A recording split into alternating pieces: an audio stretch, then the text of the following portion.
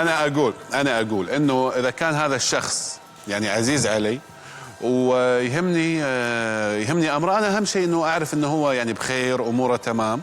لكن اذا انا مثلا اتصل هو ما يرد، واضح انه هو مثلا يبي هذا الانقطاع، يعني ما يشوف شر. اي خلاص يعني جت منه ما جت يعني منه. يخفف. مطاح من النجوم اخف للسماء.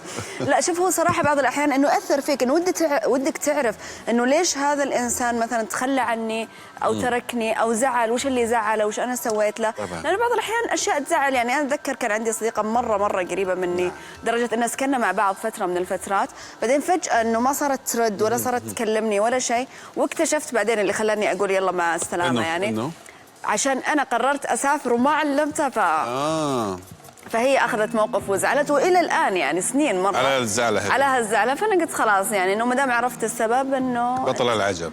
بطل العجب. بس بعض الاحيان ودك تعرف انه وش السبب. بس هذا في سبب. الحين في حالات ما في، يعني مو مفهومه. بس بعض الاحيان انه الاسباب لما تكون انت قريب من الشخص، مره يكون صديقك او في علاقه مع شخص، انه يكون يعني ما تتوقع منه انه ممكن يزعل على اشياء تافهه. اكيد احنا نقول انه الصديق عنده الضيق، لكن لما يعني هذا الصديق يختفي من حياتنا شو اللي يصير؟ وهذه الحاله اللي يسمونها جوستنج. معانا الاستاذه ريهام حكيم من جده، استشاريه نفسيه. يسعد صباحك. صباح الخير، اهلا وسهلا. يسعد صباحك. حياك الله. دكتورة ريهام، أول شيء نرحب فيك ونسألك أول سؤال يخطر في بال أي شخص تعرض لنفس الموقف، هو عن السبب.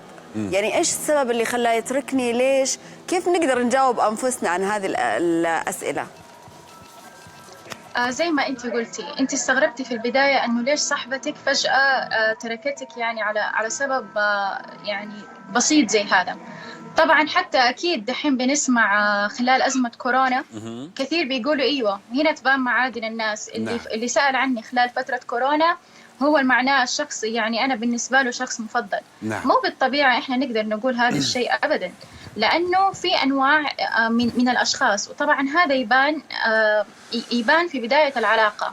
أكيد صاحبتك هذه اللي فجأة تركتك عشان أنت سافرتي أو سويتي شيء من دون ما قلتي لها. أكيد في بوادر في بداية العلاقة إحنا يمدينا نحكم عليها إنه هل هو هذا الشخص فجأة ممكن يختفي من حياتي أو ممكن يبقى في حياتي.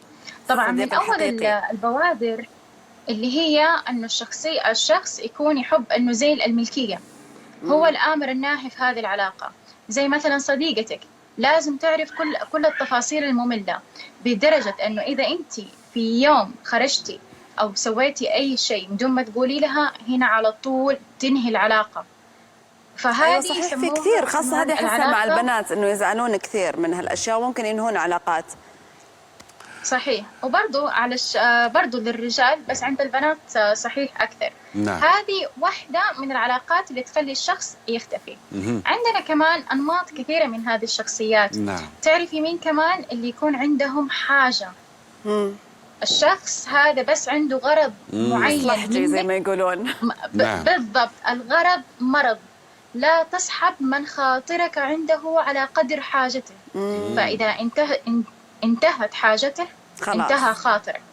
فإحنا أكيد هذه الصديقة ويبان هي جاية عشان غرض معين، حقق هذا الغرض وحقق هذه الفائدة. هنا حيبدأ يختفي. ريهام، في شيء اسمه الجوستنج، هذه الحالة يعني الفجائية للانقطاع، ممكن تشرحينها لنا وللمشاهدين لو تكرمتي؟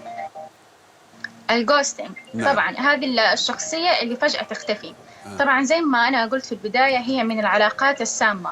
فهذه العلاقة إنه إحنا خلاص يكون لها بوادر معينة اللي هي زي ما قلت الملكية، سوء الظن، اللي الملكية وسوء الظن، واللي عندهم أغراض معينة. وأحيانا ترى ممكن هو جوستنج يختفي بس هو فعلا عنده عذره.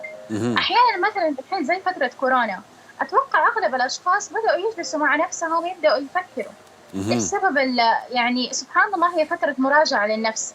هذه هي من الأسباب. كمان اللي الشخص جوستنج ممكن حصل له ظرف، يمكن حصل له وفاة، يمكن حصل له أي حاجة من ظروف الحياة.